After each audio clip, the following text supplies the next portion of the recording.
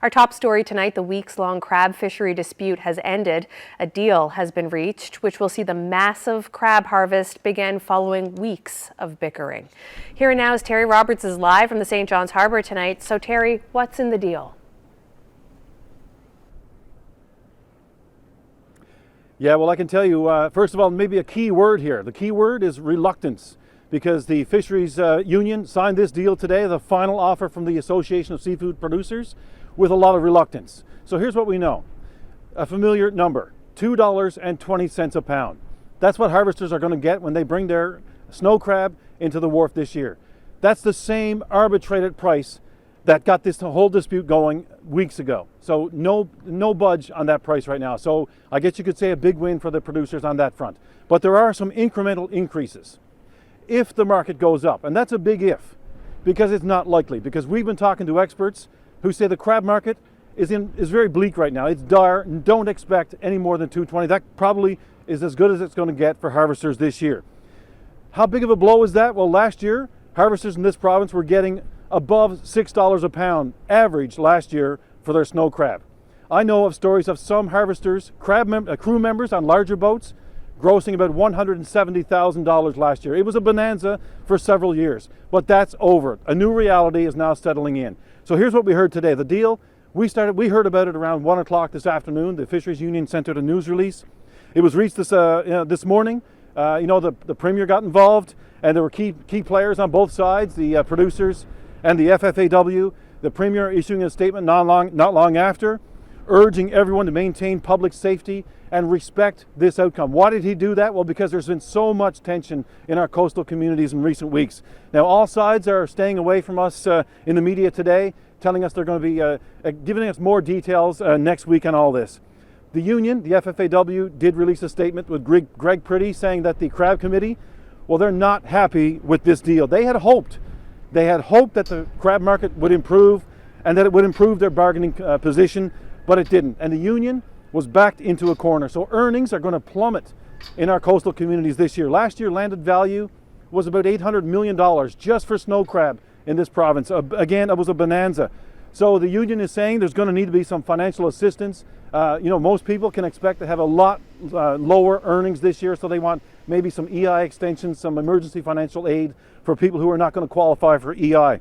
And there's also some confusion here because the union issued a news release saying that one of their stipulations to reaching this deal is that Premier Andrew Furey come out publicly and say that this deal, that the fish price setting process has to be revamped. Well, a spokesperson in the Premier's office told us today that is not part of this deal. So again, more questions that have to be answered. Now today I was coincidentally, I was in Placentia where there was a meeting. The FFAW was hosting a meeting for harvesters there. About 50 harvesters showed up, and almost all of them voted in favor of ending this tie-up. So you could sense that the ground was shifting even this morning.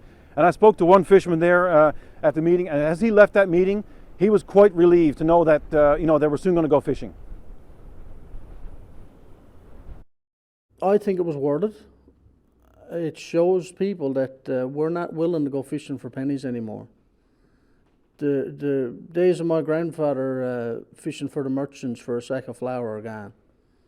At the settle up at the end of the year, right? We're businessmen, we're business people, just like any other business in our area, and we deserve to get paid a fair market share. Well, this is not just to lose our season, it's pretty well to lose our year. I mean, everything we got there now is we're pretty much almost 100% into the crab, and we would do a bit of lobster and everything else, and the codfish is down to very little. At least when we had cod, we had something to fall back on. And with the low price, it was pretty bad, but I mean, you put up with that, and that's it. We get through it and pick up a few lobsters and the little bit of fish we have. We'll make a season out of it anyway, right? Yeah, sorry about that. We played the wrong clip, but that was Tom Whittle. You just heard from their harvester in Placentia Bay. So the big question now, was all this worth it? We've had so many protests, communities divided. I saw that when I was in Lassie this week. Harvesters feuding with harvesters. We had major dissent within the union, the powerful Fisheries Union. So I asked a member of the Inshore Council today, Jamie Barnett. Jamie, was all this worth it? I think it was worth it. It shows people that we're not willing to go fishing for pennies anymore. The days of my grandfather fishing for the merchants for a sack of flour are gone. At the settle up at the end of the area. We're businessmen, we're business people, just like any other business in our area, and we deserve to get paid a fair market share for our products, just like anyone else. Yeah, so the Association of Seafood Producers, Jeff Loader, their executive director, he said in a news release today that he believes that we can still have a successful fishery. We know that boats are heading out to sea. We still have quite a few boats here at the small boat basin in St. John's, but 120 millions of pounds of crab. The question is, can we land all that crab? Might the fishery be interrupted by what we know as soft shell? When those crabs start to molt their shells. And trip limits, we don't know much about that yet. What's going to happen there? Do we even have the processing capacity right now to handle all that crab? And another big question. There's been a lot of deep wounds opened up with this major dispute in the fishery. Can those wounds be healed? Only time will tell. Reporting live from the small boat basin here in St. John's, I'm Terry Roberts for Here and Now.